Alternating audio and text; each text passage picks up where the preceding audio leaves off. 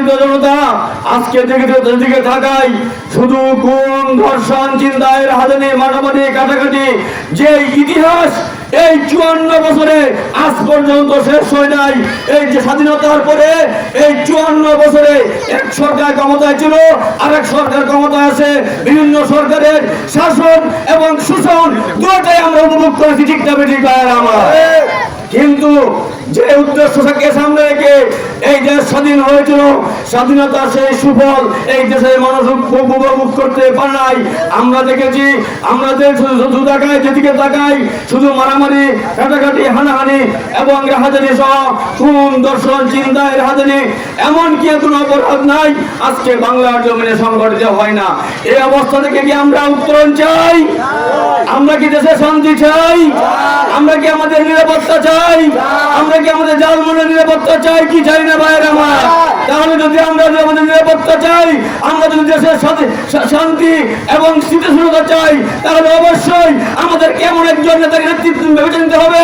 আমাদেরকে এমন একজন নেতৃত্বকে আমাদের খুঁজে বের করতে হবে, এমন একজন নেতাকে আমাদের পছন্দ করতে হবে, এমন একটি দলকে আমাদের পছন্দ করতে হবে যেই দলের নেতার কোনো কলঙ্ক নাই, ঠিক না বেঠিক ভাইয়ের আমার? যেই দল এই প্রতিষ্ঠিত হওয়ার এই ৩৬ বছর ইতিহাসে এই দলের কোন নেতা কর্মীদের নামে কোন মামলা নাই, আছে কি আছে না ভাইয়ের আমার? সেই দলটি হলো জাকের পার্টি। কি নাম? সেই দলের নাম হলো জাকের পার্টি। আজকে আপনারা বলতে পারেন যে আজকে জাকের পার্টি যারা করেন আজকে তারাই কি জাকের পার্টি? না, আমি বলবো না। আজকে আমরা যারা জাকের পার্টি করি সবাই শুধু জাকের পার্টির অন্তর্ভুক্ত না। যারা মুসলমান, যারা নামাজ পড়েন, রোজা রাখেন, যারা বিভিন্ন তরিকতপন্থী ভাইরা আছেন, যারা বিভিন্ন দরবারে মুরিদ আছেন, এমনকি যারা মসজিদে নামাজ পড়েন, রোজা রাখেন, যারা মুসলমান, যারা একদিনে একবার হলো আল্লাহ পাকের নাম স্মরণ করেন, তারা সকলেই তাকে ঠিক না বেঠিক ভাইয়ের আমার? তাই আমি উদাহরণ করে বলতে চাই, আপনি আওয়ামী করতে পারেন, আমাদের কিছু আসে যায় না। আপনি বিএনপি করতে পারেন, আপনি আমাদের শত্রুতাতে আমার কিছু আসে যায় না। আপনি জামাত করতে পারেন, আপনি চরমুনাই করতে পারেন, আপনি যে কোনো দলের অন্তর্ভুক্ত হইতে পারেন, তাতে আমার কিছু আসে যায় না।